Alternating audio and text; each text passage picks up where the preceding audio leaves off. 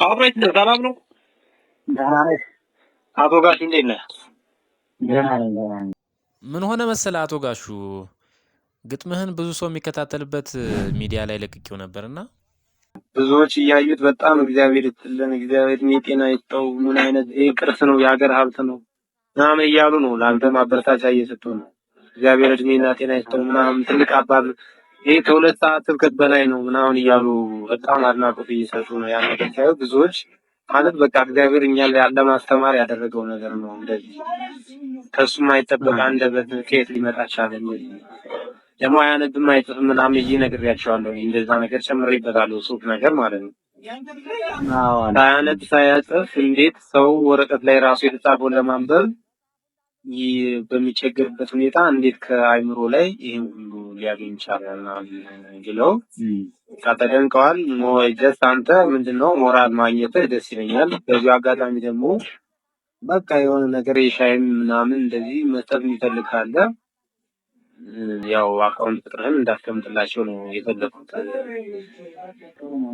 ምን የምባው ነው ያዛለ ስለዚህ ሁሉ ቀያይሬ ልቅስ የምነሳው በአለም ተደጋይ እኔ ገንዘብ አልፈልግም። ምን የምፈልግ ሀገር የመነሳቷና የሰውን ሰላም ነው የምፈልግ። መመለሱን ፈልግ እዛም ላይ አለ እንትኑ ላይ ግጥሙ ላይም አለ እኮ እንዲህ ብለሃል።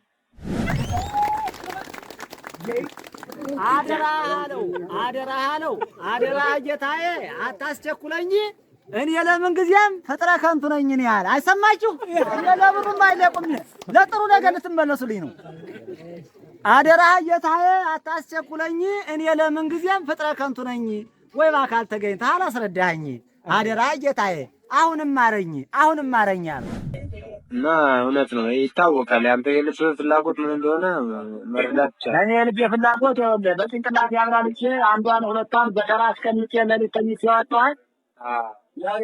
እግዚአብሔር ስጦታም ሆኖ ማለት ነው። እና እኔ እንዲያው ህዝቡን ለማዳን ብቻ ያልኩት እንጂ የማርሰውን እርሻም ተባረከ ሊለኝ ይበቃኛል። የትኛው እድሜ ነው ግን ምናልባት ትንሽ ለብሼ ልቅስት በጥቅ የምነሳውን ብዬ አምጣ ፎቶ የምታፈኝ ቅራ ላይ ትንሽ እንጂ እኔ የሆነ በቃ ቅራ ላይ ምናልባት አለባበሴ ሁሉ ምናምን እየጠጉሬ ምንም በቃ ተበረሻቸው አይቀየርም። ፎቶ አይቀየርም። ለቀጣይ እናስተካክለዋል። ለቀጣይ ደግሞ አሁን ታዘጋጃለህ። የከተማን ሰው የሚያስተምር ግጥም በደንብ የከተማን ሰው አኗኗር ባህሉን ምናምን እነግርሃለሁ። እሱን ደግሞ አታስብበትና ቆንጆ ግጥም ደግሞ ሰርተን ደግሞ ጋብዛቸዋል። በጣም ጥሩ ነው። ለዚህ ማድረስህ በጣም ይሁን። ሀገር ውስጥ አንድ ሰው ሁለት ሰው ሲወጣ ሀገር ይድናል የሚባልም እንግዲህ ሀገርና ሕዝብን የሚገልጠው ነው። የሚጎትተው ያላወቀውን የሚጎትተው ያወቀው ነው የሚያስታውቀው ማለት ነው። እና ራሱ እሱ ላይ እንደዚሁ በቃ ሀገሪቱን መነሳቷ የት ሀገር ሰው ነው ምናምን እየተባለ የት ሀገር ሰው ነው ምናምን እየተባለ ጥበቦች ናቸው እኮ። እውነት ነው። እንግዲህ እኮ ድንገት ነው ራሱ አያተን ያንተውን እስታ የግል ግጥምን አጣላው ስለው እንጂ አይሄደበትም ሲያይተረሱን አበሳጭኝ ገብቷል። የትኛው ነው የግል ማለት ምን ለሱ እንዴት ያወጣሁት ነበረኛ እሱም ተቀርጧል።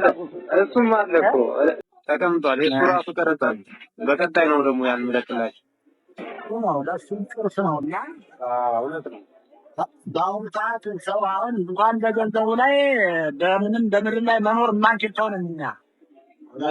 የምንፈልገው የሀገራችንን የሃይማኖታችንን ሰላምነት ስለሆነ ከሚቻ አንቆርቆሬ ለጭንቅላቱ ብቻ አንዷን ሁለቷን ብዬ በሞድ አስቀምጬ እግዚአብሔር ስጦታ ነው ለእኔ ብቻ አይደለም ይሄ እና ይህንም እሱ ላይ እጅግ ለማድረስህ በጣም አመሰግናለሁ። በጣም አመሰግናለሁ። ምንም ችግር የለውም። በቃ ፍጻሜውን ደግሞ ያሳምረው። ገና እየተጀመረ ነው። እሺ ጥሩ ነው። ችግር የለም። የኢትዮጵያ ንግድ ባንክ አካውንት አለ አይደል? አለ። ንገረኝ። ቁጥሩ 1000 52 65 71 00 እሺ አሁን እንኳን ባይሆን ወደፊት በጣም እየጨመረ የሚያየው ሰው እየጨመረ ሲሄድ ይህንን ሰው ልናግዘው እንፈልጋለን የሚሉ ሰዎች እንኳን ቢመጡ ቶሎ ያን አድራሻህን ከምፈልግ ላክልኝ ምናምን ከምን ቀድሜ አዘጋጅቼ ላስቀምጠው ብዬ ነው። ላይክ፣ ሼር፣ ኮሜንት በማድረግ ይህ ቪዲዮ ሁሉም ቦታ ብዙ ሰው ጋር እንዲደርስ ስላደረጋችሁ እናንተ አስተዋጽኦም እጅግ በጣም አመሰግናለሁ። በቆንጆ ቪዲዮ ቀጣይ የምንመለስ የምንገናኝ ይሆናል። ምክንያቱም እዛ ላይ ያዟቸው ግጥሞች አሉ። ሌላም ወደፊት ሁኔታዎች ከተመቻቹ እንደ እግዚአብሔር ፍቃድ ሌላም በቃ ንገረኝ ምናምን ብዬው ዛሬ ከነገሩት ነገር በቃ ቶታሊ ማዕበል የሆነ የ25 የ30 ደቂቃ ግጥም ሊገጥምልኝ እንደሚችል ገምታለሁ። ስለዚህ እናንተ ይህን ሰው መደገፍ እንፈልጋለን በሆነ ነገር የልብስ መቀየሪያ እንኳን ይሄ ልመና አይመስለኝም። ያው ልመና ማለት ቸገረኝ በቃ እርዱኝ ሲል ነው። ይሄ ግን በቃ የሆነ ትልቅ ነገር ነው ያቀረበው። እሱንም ለወደፊት የተለያዩ ግጥሞችን እንዲያቀርብ ሞራል የሚሰጥ ነገር ነው።